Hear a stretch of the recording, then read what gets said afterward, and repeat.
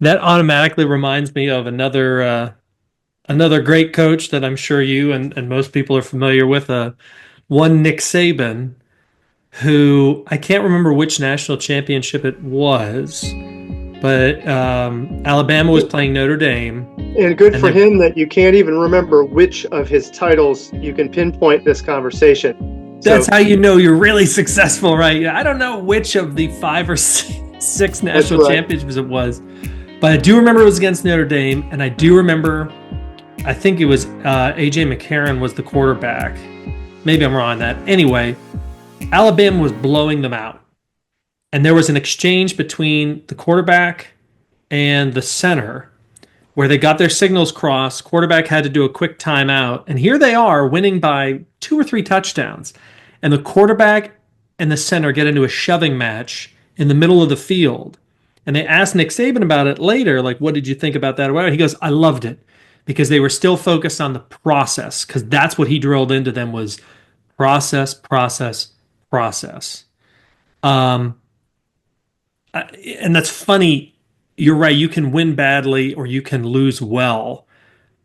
But I think if you stick to a process that's a good process, I imagine the rest will just take care of itself. Right. And what's the rest for a Division II program? Did you leave the kids with a different perspective on what growth and doing well looks like? FMU does not have the resources to compete for a national title. So does that mean that the group is a failure because the group I brought together didn't win a national title? No, it's my belief that the group that we were able to put together, most years we at least approached what was the best our season could be. And now you mix in some injuries that can throw things off. Uh, in my 11 years, I had 2 years where we had really good teams, but when you have injuries to your top players, your hands are tied. But from a leadership standpoint, the process you mentioned Nick Saban.